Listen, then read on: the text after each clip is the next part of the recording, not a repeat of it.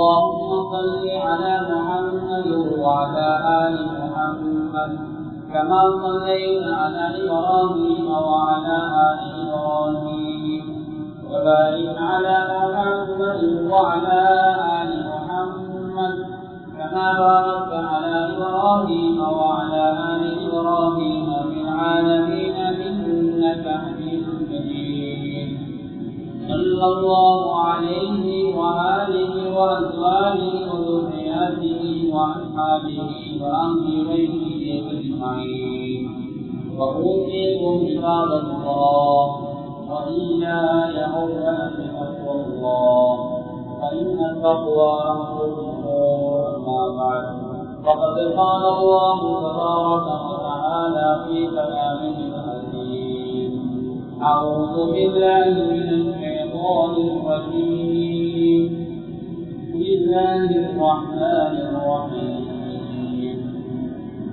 ومن يطع الله والرسول وأولئك مع الذين أنعم الله عليهم من النبيين والصديقين والشهداء والصالحين وحسن أولئك رفيقا. صدق الله العظيم. அளவற்ற அல்லாஹ்வின் பெயரில் இல்லாத அன்பாலும் புனிதனாயும் அல்லாஹ் ஒருவனுக்கே புகழ் அனைத்தும் அல்ஹம்துலில்லாஹ். அந்த அல்லாஹ்வை போற்றி புகழ்வதற்கு நான் அல்லாஹ்வுடைய பேர் நாமத்தை குறிப்பிட்ட புதுவாக்கத்தை ஆரம்பிக்கிறேன். ஸலாத்தும் ஸலாமும் உயிரில் மேலான கருணை நாயகம் முஹம்மது ஸல்லல்லாஹு அலைஹி வஸல்லம் அவர்களிடம் அன்னாரின் அடித்தோடுகளை அனுபவம் தமது வாழ்வினை பின்பற்றி வெற்றிகளை கண்டார்கள். சஹாபாக்கள், தாபிஊன்கள், தபஉ தாபிஈன்கள், முஸ்லிமான முஃமினான ஆண்கள் பெண்கள் யாவரும் மீதும் அல்லாஹ்வுடைய சாந்தியும் சமாதானமும் என்றென்றும் உண்டாவதாக. எல்லோருடைய உலகம் மனிதனுக்கு பின்னால் மேலான ஜன்னத்துல் ரசூலில்லாஹ் கிடைக்கப்படுமாம் என்று துஆ செய்கிறேன். அல்லாஹ் கபூல் செய்வானாக. அல்லாஹ்வுடைய கடமை நிறைவேற்றுவதற்காக அல்லாஹ் விரும்பக்கூடிய இடமாகிய அல்லாஹ்வுடைய மாளிகையில் நேர காலத்தில் வந்திருக்கக்கூடிய அன்பர்களே, நண்பர்களே, அல்லாஹ்வின் நல்லடியார்களே, வயோதிகர்களே, வாலிபர்களே, நிவாதிகளே, அல்லாஹ்வுடைய எல்லா சந்தர்ப்பங்களிலும் பயந்து கொள்ளுமாறு இன்றைக்கு உள்ளே இருக்கிற போதும் வெளியே இருக்கிற போதும், உள்ளூரில் இருக்கிற போதும் வெளியூர் இருக்கிற போதும், தனிமையில் இருக்கின்ற போதும் கூடுதலாக இருக்கின்ற போதும், இரவிலும் பகலிலும் இரகசியமாகவும் பரகசியமாகவும் அறிமுகமானவர்களுக்கு மத்தியிலும் அறிமுகம் இல்லாதவர்களுக்கு மத்தியிலும் செழிப்பாக சந்தோஷமாக இருக்கின்ற நிலைமையிலும் சோர்வான கவலையான நிலைகளிலும் அல்லாஹ்வை பார்த்துக் கொண்டிருக்கிறான் என்ற சிந்தனையோடு அல்லாஹ்வை பயந்து மறுமையை நினைத்து இந்த உலக வாழ்விலே ஒவ்வொரு நிமிடத்தையும் கழித்துக் கொள்ளுமாறு எனக்கு உங்களுக்கு வசியத்தை சொல்லிக் கொள்கிறேன். அன்பான அல்லாஹ்வின் நல்லடியார்களே, பேரன்பிற்க சகோதரிகளே, அல்லாஹ்வின் நல்லடியார்களே, அல்லாஹ் சுப்ஹானஹு வ தஆலா இந்த உலகத்திலே எங்களை சிரேஷ்டமான ஒரு படைப்பாக படைத்திருக்கிறார். எனவே நாம் நீங்கவாறு வாழ்ந்துவிட முடியாது. எங்களுக்கு ஒரு வாழ்க்கையை வாழக்கூடிய முறையை அல்லாஹ் எங்களுக்கு காட்டியிருக்கிறார். அல்லாஹ் ஸல்லல்லாஹு அலைஹி வஸல்லம் மூலமாக சொல்லப்பட்டிருக்கிற வாழ்க்கை முறையை நாம் வாழ வேண்டும். அந்த வகையிலே இஸ்லாமிய ஒருவர் இஸ்லாத்திலே நானும் நீங்கள் வாழ்கின்றோம். அப்படியான ஒருவர் யாரை தோழமை கொள்ள வேண்டும், யாரை நண்பராக கண்டாக எடுத்துக் கொள்ள வேண்டும், யாரை நண்பராக தோழராக எடுத்துக் கொள்ளக்கூடாது, நல்ல நண்பர்களால் நாங்கள் அடைகின்ற நலவுகள் என்ன, கெட்ட நண்பர்களால் எங்களுக்கு ஏற்பட்டிருக்கின்ற விளைவுகள் என்ன. கண்ணியமானவர்களே, நண்பர்கள் எத்தனை பேர் ஒருவருக்கு இருக்கலாம். கண்ணியமானவர்களே, நண்பர்கள் சம்பந்தப்பட்ட விடயங்கள் தோழர்களோடு எப்படி நடந்து கொள்ள வேண்டும் என்ற விடயங்களை இஸ்லாம் தெளிவாக சொல்லிக் கொண்டிருக்கிறது. அந்த வகையிலே தோழமையுடைய முக்கியத்துவத்தை, தோழமை கொள்வதனால் ஏற்படக்கூடிய நலவுகளை, கெட்ட தோழமையினால் கெட்ட நட்புகளால் கண்டிப்பால் ஏற்படக்கூடிய விளைவுகளை இன்றைய பார்த்துள்ளான். இந்த முஸ்லிமாவினுடைய நோக்கமாக இருக்கிறது. அன்பான அல்லாஹ்வின் நல்லடியார்களே, இந்த உலகத்திலே பல வகையான உறவுகளை நாங்கள் பார்க்கிறோம். அதாவது பெற்றோர் பிள்ளைகள் என்ற ஒரு ஃப்ரெண்ட்ஷிப், ஒரு உறவுமுறையை நாங்கள் பார்க்கிறோம். கணவன் மனைவி என்ற ஒரு உறவுமுறையை பார்க்கிறோம். அதே போன்ற அன்பானவர்களே, அதாவது குடும்பங்கள் என்ற ஒரு உறவுமுறையை பார்க்கிறோம். தாத்தா தாத்தி, பெரியம்மா பெரியப்பா, மாமா மாமி என்ற ஒரு உறவுமுறையை பார்க்கிறோம். இதையும் தாண்டி சென்றால் சகோதரன் சகோதரி என்ற இரத்த உறவுகள் முறையை பார்க்கிறோம். அதே போன்றவர்களே, எங்களுடைய தாய் தகப்பனுடைய பரம்பரை, தாயினுடைய தாய் இப்படி என்ற ஒரு பரம்பரை, எங்களுடைய தகப்பனுடைய தகப்பன் பாட்டன் கூட்டன் இப்படி என்றோர் நாங்கள் ஃப்ரெண்ட்ஷிப்பை தோழமை அந்த உறவு முறையை பார்க்கிறோம். இதற்கு அப்பால் ஆசிரியர்கள், அதாவது ஆசிரியர்கள் குருக்கள், அதே போன்று அவருடைய மாணவர்கள் என்ற உறவு முறையை பார்க்கிறோம். அதையும் தாண்டி சென்றால் நிர்வாகம், ஜமாஅத்துகள் என்ற உறவு முறையை பார்க்கிறோம். அதையும் தாண்டி சென்றால் நாட்டினுடைய ஜனாதிபதி, அமைச்சர், அவருக்கு கீழே உள்ள குடிமக்கள் என்று பல வகையான ஒரு உறவுமுறை, பல வகையான ஒரு தோழமை நாம் பார்க்கிறோம்.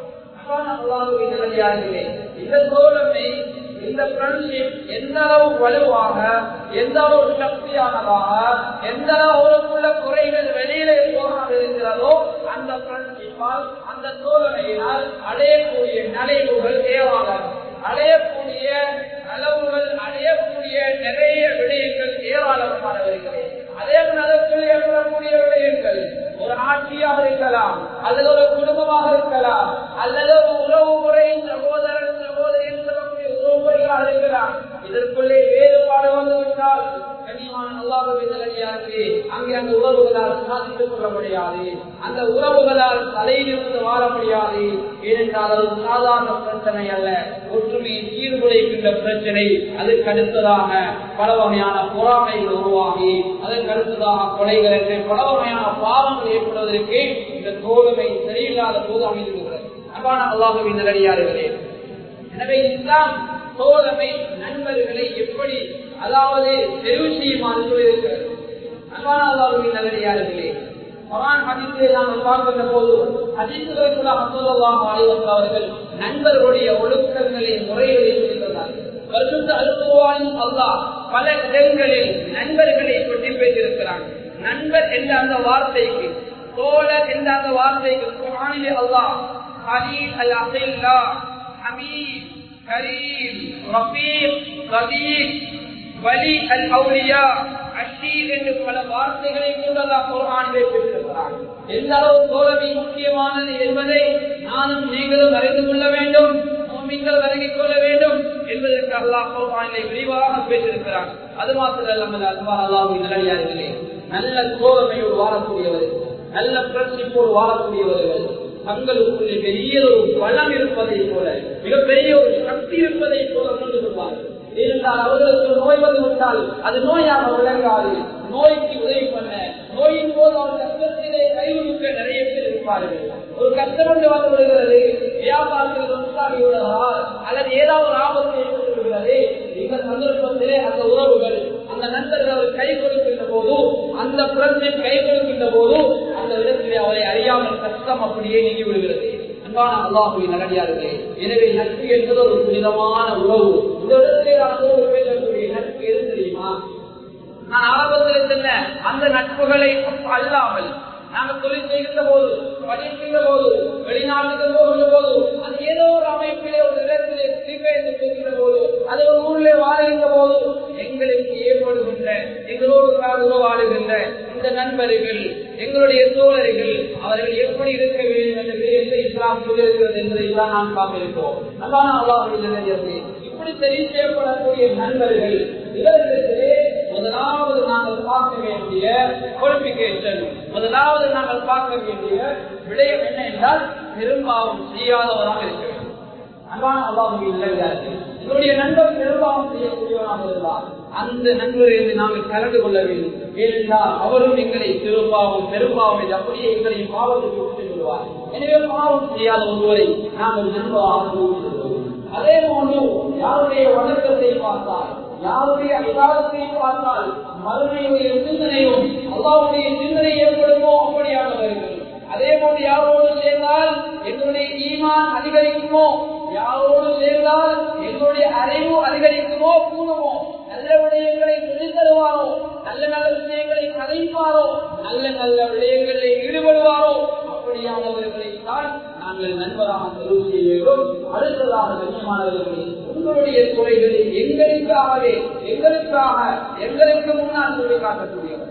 எங்களுடைய குறையை ஒரு கண்ணாடிக்கு முன்னால் நாங்கள் இருந்தால் எங்களுடைய குறையை கண்ணாடி எங்களுக்கு காட்டி தருவதை போல, கண்ணாடி வெளியிலே போய் சொல்லாததை போல ஒரு நல்ல ஒரு நண்பர் எங்களுடைய குறையை எங்களுக்கு தான் சொல்லி தர வேண்டும், அதை வெளியிலே போய் சொல்லிக் கொடுக்க கூடாது. எனவே நல்ல நண்பர்கள் இப்படித்தான் நாங்கள் தெரிவு செய்ய வேண்டும். இப்படி தெரிவு செய்யக்கூடிய நண்பர்கள் எத்தனை பேர்?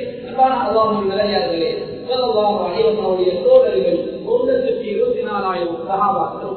எனவே ஒவ்வொருக்கு எத்தனை பேருவானாலும் நண்பர் இருக்கலாம். ஆனால் அந்த நண்பர் நல்ல நண்பராக இருக்க வேண்டும். இன்னைக்கு நண்பர்களை எப்படி மனிதர்கள் தெரிவு செய்கிறார்கள்? பேஸ்புக் வாயிலாக, இணையதளம் வாயிலாக அல்லது வாட்ஸ்அப்பினூடாக பல நண்பர்களை தெரிவு செய்கிறார்கள். அல்லாதவர்களே, அவங்க என்னுடைய போஸ்ட் வரக்கூடிய அல்லது என்னுடைய பேஜில் வரக்கூடிய எல்லோரும் நண்பர்கள் அல்ல. இந்த சந்தர்ப்பத்தில் நாங்கள் விலகிக் கொள்ள வேண்டும். நிறைய பேர் அந்த இணையதளத்தின் மூலமாக மார்க்கத்தை படிக்கிறார்கள். இன்னைக்கு நிறைய பேர் செய்கிறார்கள். அதன் மூலமாக நல்ல வழிகளை படித்தால் பரவாயில்லை, ஆனால் இஸ்லாத்தை விளையாட மொழிகளை கற்றுக் கொடுக்கக்கூடியவர்களும் கூகுளிலே ஆசிரியர்களாக செய்யப்படுகிறார்கள். கனிமான அல்லாஹ்வின் நல்லடியார்களே, இதனூடாக அன்றைய காலங்களில் நாம் பார்த்தோம், எத்தனையோ பேர் தன்னுடைய உயிரை கூட மாய்த்திருக்கிறார்கள். எத்தனையோ நிலையான அறிவை பெற்று சமூகத்தை நான் கட்டி அந்த மனைவியை அதற்காக கிடைத்த குழந்தைகளுடைய வாழ்வை நாசமாக்கி இருக்கிறார்கள். அவ்வாறவர்களே, ஒன்றுமே அறியாத பிள்ளைகள், ஒன்றுமே அறியாத மனைவி மக்களை கூட அந்த பாவத்துக்குள்ளே சிக்கொண்டு அவர்களையும் அநியாயத்திலே பிடிக்கப்படுகின்ற அளவுக்கு சிலர் அந்த முகல் வாயிலாக, சிலர் அந்த பேஸ்புக் வாயிலாக மார்க்கத்தை கற்க போய் நடந்திருக்கிறது. அவ்வாறவர்களே, எனவே அங்கே வரக்கூடிய எல்லோரும் எங்களுக்கு நண்பர்கள் அல்ல. பொதுவாக விடயத்தை நானும் நீங்கள் விலகிக் கொள்ள வேண்டும். பேஸ்புக்ல ஒரு போஸ்ட் இருக்கிறதா அல்லது வாட்ஸ்அப்ல ஒரு போஸ்ட் இருக்கிறதா, அதுக்கு கமெண்ட் பண்ணுகிறோம், அதுக்கு லைக் போடுகிறோம். கண்ணியமானவர்களை பரவாயில்லை, நல்ல விடயமா இருந்தால் போடுங்கள். ஆனா அங்க நீங்க கமெண்ட் போட்டோ, அங்க மாசாலா செஞ்சவங்களோ இல்லையோ, அங்க அல்ஹம்துலில்லாஹ் சொன்னவங்களோ இல்லையோ, அங்க லைக் போட்டீங்களோ இல்லையோ, கண்ணியமானவர்களே எல்லாம் அவங்களுக்கு அங்க கேள்வி கேட்க மாட்டாங்க. ஆனா உங்களை நம்பி திருமணம் முடிஞ்சு வந்தவங்க மனைவி, உங்களை நம்பி வாழக்கூடிய குழந்தைகள், உங்களுக்காக வேண்டி மிகச்சிய தியாகம் செய்த ரத்தத்தை பாலாக ஊற்றிய, உங்களுக்காக வேண்டிய கஷ்டங்களை எல்லாம் இன்பமாக சகித்துக் கொண்ட, இரவுகளை எல்லாம் பகலை போடு தியாகம் செய்த உங்களுடைய தாய் சாப்பிடுகளை பார்க்காமல், பிள்ளைகளை பார்க்காமல், மனைவி மக்களை பார்க்காமல் நீங்க வேறு யாரோ ஒவ்வொரு நட்பு கொண்டு அந்த நட்பை வளர்த்துக் கொண்டால் கண்ணியமான அந்த நட்புகளால் அளவுகள் கிடையாது. வீட்டுக்குள்ளே நட்பை நாங்கள் பார்க்க வேண்டும், வீட்டுக்குள்ள மனைவியை நாங்கள் பார்க்க வேண்டும், பிள்ளையை நாங்கள் பார்க்க வேண்டும். இங்கே குறைவு செய்தால் அல்லாஹ்விடத்திலே கண்ணியமானவர்கள் தண்டனை இருக்கிறது. இங்கே குறைவு செய்து அல்லாஹ்விடத்திலே தண்டனை இருக்கிறது. எங்களுக்காக அந்த குழந்தைகள் சொல்லுவார்கள், குழந்தை கிடைக்கின்ற வழியை விடவும் குழந்தை இல்லாதவர்களுக்குள்ள வழி அதிகம். பிள்ளை கிடைக்கின்ற வழி ஒரு நாள் 2 நாள் அல்லது ஒரு வாரத்தோடு சென்றுவிடும். ஆனால் பிள்ளை இல்லாதவர்களுக்குள்ள வழி இருக்குது, அது காலம் முழுக்க. எனக்கு தெரிந்த நிறைய நண்பர்கள் இருக்கிறார்கள், அவர்கள் பிள்ளை இல்லாமல் படிக்கிறார்கள். ஆனால் அந்த பிள்ளையுடைய பெருமதி அவர்களுக்கு விளங்குகிறது. எனத்தான் அல்லாஹ்வின் நல்லடியார்களே, எங்களுக்கு நல்ல நண்பர்களை நாங்கள் தெரிவு செய்து கொள்வது மிக முக்கியமான ஒரு விடயமாக இருக்கிறது. அடுத்ததாக கண்ணியமான அல்லாஹ்வின் நல்லடியார்களே, நல்ல நட்புகள் ஏராளமான நலவுகள் காலகட்டத்தில் வேலை மாறுபடும். எப்போதும் நாங்கள் செல்வந்தராக இருக்க மாட்டோம், எப்போதும் நாங்கள் ஆரோக்கியமானவர்களாக தைரியமாக இருக்க மாட்டோம். சில வேலை நோய்ப்படுவோம், சில வேலை பணக்காராக இருந்தவர்கள் கஷ்டப்படுவார்கள், ஏழையாகுவார்கள். இந்த சந்தர்ப்பத்திலே உதவி வருகின்ற இந்த சந்தர்ப்பத்திலே எங்களை அறியாமல் அல்லாஹ்வின் மூலமாக உதவி செய்கின்ற ஒரு உறவு இருக்கும் என்றால் அது நட்பு என்பதை நாம் மறந்துவிடக்கூடாது. நல்ல நண்பர்கள் கஷ்டத்தில் உதவுவார்கள், கஷ்டத்தில் போது அது தன்னுடைய கஷ்டமாக செலவழிப்பார்கள், தன்னுடைய கஷ்டமாக அதை எடுத்துக் கொள்வார்கள். இப்படியானவர்கள் தான் நாங்கள் நன்றாக இந்த உலகத்தில் பல வகையான நட்புகளை பார்க்கிறோம். அந்த மொத்த நட்புகளை எடுத்துக்கொண்டால் 2 வகையான நட்பு தான் நம்முடைய உலகத்திலே இருக்கிறது. ஒன்று, என்னையும் உங்களையும் படைத்த அல்லாஹ்வின் மீது வைக்கின்ற அன்பு, அல்லாஹ்வின் மீது வைக்கின்ற நட்பு. இதுதான் உலகத்தில் இருக்க வேண்டிய முதலாவது நட்பு. இந்த நட்பு உலகத்தில் வாழக்கூடிய எல்லா முஸ்லிம்கள் முஸ்லிம்களுக்கு இருக்க வேண்டும். அன்பானவர்களே, இரண்டாவது வகையான நட்பு ஸல்லல்லாஹு அலைஹி வஸல்லம் இந்த அன்பு அவருடைய குடும்பங்கள், சஹாபாக்கள், நபிமார்கள், அஹ்லுல் பைத், தாலிஹீன்கள், அதேபோல் பெற்றோர், பிள்ளைகள், ஆசிரியர்கள், குடும்ப உறவுகள், அதேபோல் அநாதைகள், அதேபோல் ஆதரவற்றவர்கள், அதேபோன்று ஏழையாக்கள், அதையும் தாண்டி வாய் பேச முடியாத மிருகங்களோடு, வாய் பேச முடியாத ஜீவராசிகளோடு நடந்து கொள்ளக்கூடிய முறை, அவைகளோடு நடந்து கொள்ளக்கூடிய நட்பு, அந்த முறையில் நாம் சொல்லிக் கொண்டிருக்கிறோம். நீங்கள் ஒரு மிருகம் ஒன்றை பார்க்கிறீர்களா? ஒட்டகம் வளர்க்கிறீர்களா? குதிரை வளர்க்கிறீர்களா? ஆடு வளர்க்கிறீர்களா? மாடு வளர்க்கிறீர்களா? கோழி வளர்க்கிறீர்களா? அதை வளர்க்கின்ற முறையை, அதோடு நடந்து கொள்கின்ற முறையை நாம் சொல்லிக் கொண்டிருக்கிறது. காலத்திலே குதிரையை சவாரி செய்வார்கள், வருவார்கள். அதை ஆரோக்கியமான நிலையில் இருக்கிறது சவாரி செய்யுங்கள், ஆரோக்கியமான நிலையில் விட்டு விடுங்கள். அதற்கு தாகம் ஏற்பட்டால், பசி ஏற்பட்டால் தாகத்தை நிறைவேற்றும் அளவுக்கு தண்ணீர் கொடுங்கள், பசி சீக்கிரம் அளவுக்கு பாடத்தை அதற்குரிய உணவுகளை கொடுங்கள் என்று சொல்லுகிறார்கள். அது மாத்திரமல்ல, இன்னும் சொல்லலாக அனைவரும் எச்சரிக்கை ஆகிறார்கள். வாய் பேச முடியாத மிருகக்கூடிய வரவேற்பிலே நீங்கள் அல்லாஹ்வை பயந்து கொள்ளுங்கள் என்று பல கடமைகள் சொல்லலாம் அனைவரும் மருத்துவர்களை பார்த்திருக்கிறார். ஏனென்றால் அல்லாஹ் நல்லது, இதை ஏன் இஸ்லாம் சொல்லுகிறது? வாய் பேச முடியாத மிருகங்களோடு கூட நல்ல முறையில் நடந்து கொள்ள வேண்டும் என்று இஸ்லாம் எங்களுக்கு சொல்லுகிறது. ஏனென்றால் அல்லாஹ் நிறைய நண்பர்கள் இல்லாமல் நான் குடும்பத்தை வாழ்ந்தார் அடையக்கூடிய விளைவு ஒன்றல்ல. கனிமானவர்களே, சில வேளை ஒரு நலவொன்று எங்களுக்கு ஏற்பட்டால் அந்த நலவு கனிமானவர்களை பகிர்ந்த போதும் அன்பான அல்லாஹ்வின் நல்லடியார்களே, வாழ்கிறீர்களே, நல்ல நலவான விடயங்கள், நல்ல காரியங்களை பகிர்கின்ற போது அது இரட்டிப்பாக அந்த இன்பம் அதிகரிக்கிறது, மீண்டும் அந்த நலவை செய்ய தூண்டுகிறது. அதே ஒரு கஷ்டம் ஏற்படுகிறது, கவலையோடு ஏற்படுகிறது. இந்த கவலையின் போது யாராவது ஒரு கை கொடுத்தால் அழுகிறோம், அழுகைக்கு உதவியாக இன்னொரு பக்கத்தில் அழுகிறார், தலையை தருகிறார். அதுவே நான் முடியாத சோதனை வளர்த்தால் இருக்கிறது. ஒரு உறவட்டை இழந்து விட்டார், தாயை இழந்து விட்டார், தந்தை இழந்து விட்டார். இன்னொரு தொடர்பை தாயிலேயே தந்தையிலேயே கட்டி படிக்கிறார். அழகான ஒரு நண்பர் என்று சொல்லுவார். அம்மானவர்களே, இந்த உலகத்தில் அல்லாஹ் தந்த தாய், அல்லாஹ் தந்த தகப்பன், அல்லாஹ் நினைத்த நேரம் எடுப்பான். எனவே நாங்கள் போகக்கூடியவர்கள் தான் என்று செய்தி நல்ல செய்தியை சொல்லி அவர்கள் ஏதோ நல்லதை செய்து விட்டுவிட்டார்கள். நாங்களும் அவர்களுக்கு நான் போகிறோம் என்று நல்ல ஆறுதல் சொல்வார். இந்த ஆறுதல் வார்த்தை, இந்த ஆறுதல் நட்பு இருக்கிறேன், இது கண்ணியமானவர்களை யாராலும் செய்ய முடியாது வலுவான ஒரு சக்தியாகும். அலுவலிகளை கூட நிப்பாட்டிவிடக்கூடிய, இவருடைய கவலைக்கு பகரமாக ஈடு செய்யக்கூடிய நல்ல நட்புகள் நிறைய பேருக்கு தேவைப்படுகிறது. அன்பான அல்லாஹ்வின் நல்லடியார்களே, அது மாத்திரமல்ல, இந்த உலகத்திலே ஒருவர் நல்ல நண்பரோடு தான் பழக வேண்டும், கெட்ட நண்பரோடு பழகக்கூடாது. கெட்ட நண்பரோடு பழகினால் அதோடாக ஏற்படக்கூடிய விடயங்கள் தேவாகும். ஏனென்றால் கெட்ட நண்பர்களால் இந்த உலகத்திலே ஏற்பட்டிருக்கின்ற விளைவுகள் ஒன்றிரண்டல்ல, ஏராளமாக.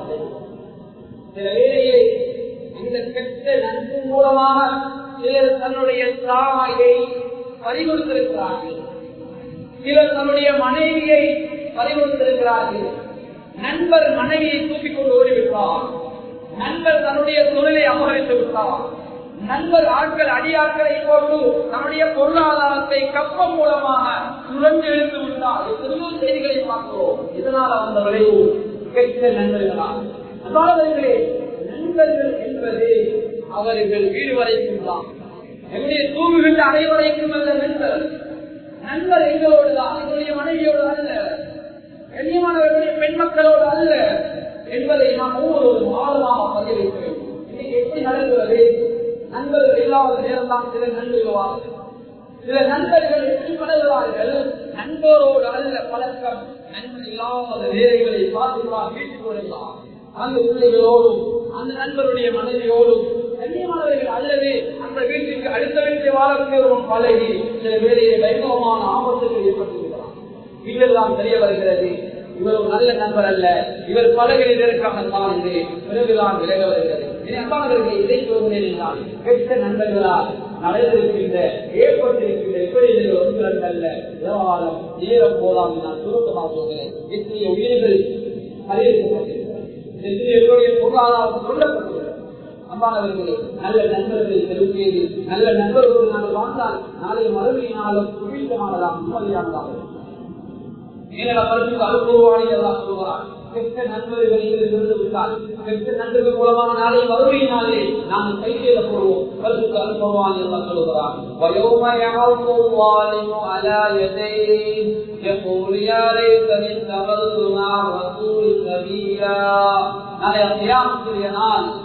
அந்த நாள் யாரும் எந்த உதவியும் செய்ய முடியாத நாள், வைத்த காலை நகர்த்த முடியாத நாள். இந்த உலகத்தில் அல்லாஹ் தந்த எண்ணி தந்த மூச்சுகள் முடிந்துவிட்டால், இந்த உலகத்தில் அல்லாஹ் போட்டு ஆகாரம் முடிந்துவிட்டால், இந்த உலகத்துக்கு பிரியாவையை கொடுத்து மறுமையை நாங்கள் ஆரம்பித்துள்ளோம். அந்த மறுமையை நாங்கள் சில அநியாயக்காரர்கள் எது செய்வார்கள் தெரியுமா? நம்முடைய கைகளையே கடிப்பார்கள், நம்முடைய கைகளையே கடித்தவாறு சொல்லுவார்கள், இந்த வசூலை இந்த சூழலை என்னுடைய வழிகாட்டியாக என்பதாக நான் எடுத்திருக்க கூடாதா? யா வைலதா லைஸலி லம் அஸ்தமிது குர்ஆனன் கலீலா. அந்த நண்பர் கையேறப்படுவார், எனக்கு ஏற்பட்ட கைசேதமே, எனக்கு ஏற்பட்ட நஷ்டமே, இவரை நான் நண்பராக எடுத்திருக்காமல் இருந்தால் நல்லவே, கெட்ட ஒரு நண்பர் மூலமாக நான் அடைந்திருக்கின்ற விளைவுகளை என்று அந்த மனிதன் மறுமையை கையெழுதப்படுவான். அந்த மனிதன் தொடர்ந்து சொல்வான்,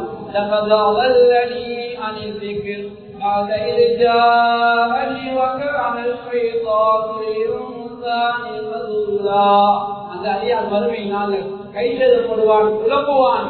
எனக்கு அல்லாஹ்வுடைய தீர்க்க மார்க்கம் தெளிவுகள் வந்ததுக்கு பின்னாலும் இந்த கெட்ட நண்பன் என்ன கெடுத்து விட்டானே, நான் கெட்ட வழியில போயிட்டேனே, நிச்சயமாக மேலும் ஷைத்தான் மனிதனுக்கு சூழ்ச்சியவனாக மனிதனை கெடுக்கின்றவனாக இருக்கிறான் என்று மறுமையை குழம்புவான்.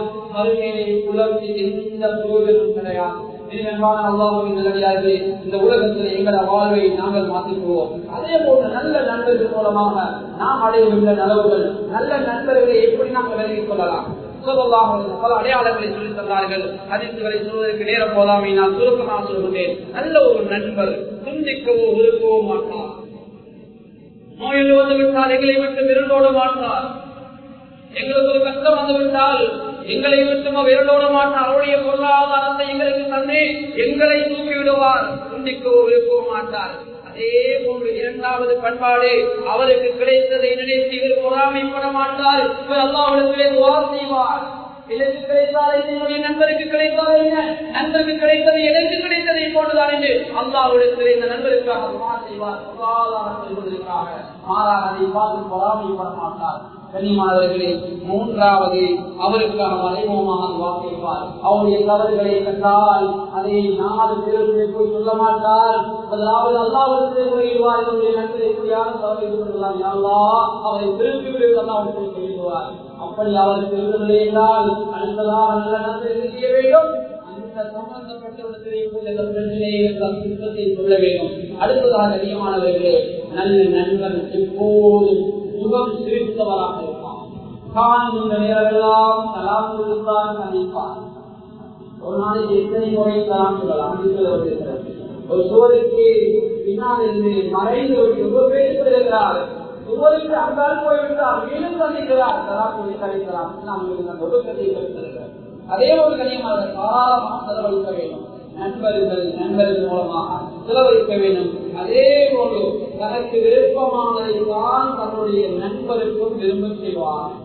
ஏதாவது ஒரு விடயம் வருகிறது, தனக்கு விருப்பமானதை எடுத்துவிட்டு தனக்கு விருப்பம் இல்லாததை அந்த நண்பருக்கு விரும்ப செய்ய மாட்டார். தனக்கு விருப்பமானதை தான் தன்னுடைய நண்பருக்கும் விரும்ப செய்வார். அடுத்ததாக கண்ணியமானவர்களே, அந்த நண்பர் அல்லாஹ்வுடைய உரிமைகள், அல்லாஹ்வுடைய கடமை அடியாருடைய உரிமைகள்ல அந்த அடியார் குறைவு செய்யாத வகையில் இந்த அடியார் அவருக்கு உதவி செய்து கொண்டிருப்பார். அந்த நண்பர் என்ன செய்ய வேண்டும்? அல்லாஹ்வுடைய உரிமை அல்லது அடியார் உரிமை. தாயை குறைகிறாரா, தாயை பார்க்காம நல்ல நண்பர் இருக்கிறாரா, இந்த நண்பர் அவருக்கு கொடுத்து சொல்வார், என்னுடைய நண்பர் முக்கியம், தாயுடைய அன்பு என்னுடைய நண்பர்கள் முக்கியம், நம்முடைய உறவுகள், நம்முடைய பிள்ளைகளுடைய நண்பர்கள், அந்த நல்ல நண்பர் அவருக்கு இருப்பார். அதே நல்ல நண்பர் என்ன செய்வார் தெரியுமா? இப்போது நண்பாக நடந்து கொள்வதோ போல் கெட்ட வார்த்தைகளை பேச மாட்டார். தனது குறைகளை மறைப்பதை போல தன்னுடைய நண்பருடைய குறைகளை மறைப்பார்.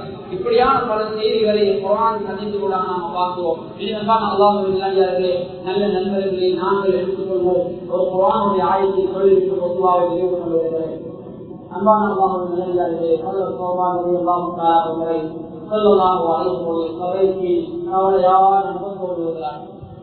ஸல்லல்லாஹு அலைஹி வஸல்லம் சோவாதி அவர்கள் பார்த்து கேட்டார்கள், என்ன கவலையாக இருக்கிறது? ஸல்லல்லாஹு அலைஹி வஸல்லம் நாயகமே, இந்த உலகத்தில் உங்களுடைய நினைவு வருவதெல்லாம், உங்களுக்கு மாணவர்கள் ஆணவர்கள் போதெல்லாம் இந்த சபைக்கு வந்து உங்களை பார்த்துக் கொள்வோம். உங்களுக்கு தெரியாத உதவியை நாம் கேட்டு அறிந்து கொள்வோம். ஆனா இந்த உலகத்தை விட்டு நீங்க பிரிந்தா, நான் மூத்தாண்டா, நாளைய மறுமையில் அறியலாம் எல்லோரும் இருப்பீர்களே, நாங்கள் எல்லோரும் இருப்போமா என்ற ஒரு கவலை. பெரியமார்கள் சொல்லலாம் அவர்கள் பேசிக் போனார்கள். சொல்லலாம் பதில்களுக்கு முன்னால் அல்லாஹ் பதில் கொடுக்கிறார்.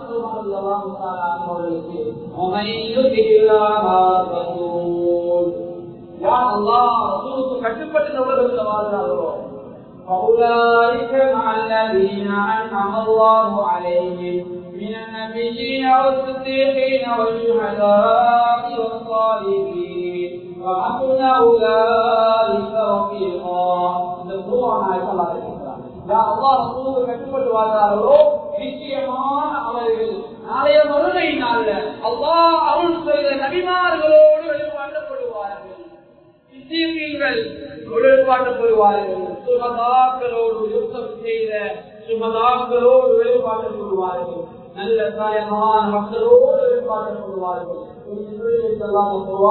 ஆயத்தை எப்படி தெரியுமா முடிக்கிறான்?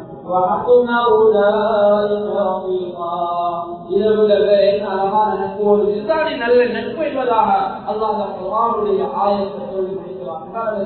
அல்லாஹ் ரசூலுக்காக வாழ்ந்தால், இந்த உலகத்துல நல்ல விடயங்களுக்காக நாம் வாழ்ந்தால் நிச்சயமாக நாளை மறுமையினால நானும் நீங்கள் இந்த உலகத்துல நபிமார்களுடைய உலகத்துல வாழாவிட்டாலும், நபிமார்களோடு வாழாவிட்டாலும் நாளைய மறுமையினால நபிமார்களோடு இருப்போம், சுகதாக்களோடு இருப்போம், உண்மையாரோடு இருப்போம், சாலிஹான நல்ல மக்களோடு இருப்போம். இதுதான் உண்மையான வாழ்க்கை. வாழ்க்கையை அல்லாஹ் ரசூலுக்காக நிச்சயத்தெல்லாம் எப்போது நல்ல நண்பர்களை நிறுத்திடுவோம். கெட்ட நண்பர்களை விட்டும் நாங்கள் மாத்திரமல்ல, என்னுடைய மனைவி, என்னுடைய பிள்ளை, அக்கம் பக்கத்தில் உள்ளவர்களே கெட்ட நண்பர்கள் வீட்டு சூழல் மாத்திரமல்ல, அடுத்த வீட்டு சூழலையும் கெட்ட நட்புகள் வந்து விடாமல் பாதுகாக்க வேண்டும். ஏனென்றால் அதனால் ஒரு வீடு கெட்டுப்போம். ஒரு கெட்ட ஒருவன், கெட்ட நண்பர் ஒருவன், கெட்ட ஒருவன் அடுத்த வீட்டுக்கு வந்து போறானா அதை நாம் சேர்ந்து அவர்களை தடைபட வேண்டும். எனவே அல்லாஹ்வுடைய இந்த உலகத்திலே நல்ல நண்பர்களை தெரிவு செய்வோம். நல்ல நண்பர்கள் மூலமாக நாளை மறுமையினாலே சுவர்க்கத்தில் இருக்கிறவர்களெல்லாம் எங்களுக்கு தெரிவு செய்வானாக. கெட்ட நண்பர்களை வாழ்க்கையில் நண்பர்களாக இருந்தார்.